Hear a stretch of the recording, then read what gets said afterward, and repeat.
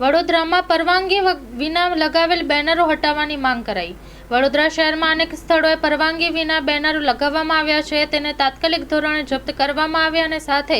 કાયદાકીય કાર્યવાહી કરવામાં આવે તેવી માંગ સાથે રજૂઆત કરવામાં આવી છે। Story report by Nikhil ગાયકે, Vadodara. Vadodara શહેરના મ્યુનિસિપલ કમિશનર સાહેબને આજે આવેદનપત્ર સ્વરૂપે રજૂઆત કરવા માટે આવે છે કે વડોદરા શહેરની અંદર અલગ અલગ વિસ્તારોમાં હોર્ડિંગ્સ બોર્ડનો જમાવડો જોવા મળે છે। આ બિન પરવાનગીએ આજે લોકો લગાવી રહ્યા છે। એનું મુખ્ય કારણ એક જ છે કે વડોદરા શહેરના જમીન મિલકત કોમર્શિયલ શાખાના અધિકારીઓ મફતનો પગાર લેતા હોય તેમ લાગી રહ્યું છે, જેના કારણે મેં ટૂંક સમય પહેલે પણ મ્યુનિસિપલ કમિશનર સાહેબને આલ્બમ બનાવીને જે 2000 ફોટોગ્રાફ સાથે અમે રજૂઆત કરી હતી, પરંતુ આજ દિન સુધીમાં કોઈપણ જાતની કામગીરી થઈ નથી, જેના કારણે દરેક 4 રસ્તાઓ પર ઐતિહાસિક ધરોહરની આજુબાજુની અંદર દરેક મંદિરોની આજુબાજુમાં આવી રીતે મોટા પ્રમાણમાં હોર્ડિંગ્સ બોર્ડો લગાવવામાં આવે છે। સાથે સાથે રોડના ડિવાઈડરો પર લોકો જે બેનર લગાવી રહ્યા છે, ત્યારે ખાસ કરીને વડોદરા શહેરમાં આ શોભા નથી આપતું અને વડોદરા શહેરની અંદર જ્યારે મુખ્યમંત્રી હોય કે CR પાટીલ હોય અથવા તો ઉચ્ચ કક્ષાના નેતાઓ જ્યારે વડોદરા શહેરની મુલાકાતે આવતા હોય ત્યારે વડોદરા શહેરના નેતાઓને ટકોર કરતા હોય છે। આ વડોદરા શહેર માટે ખૂબ જ શરમજનક બાબત છે,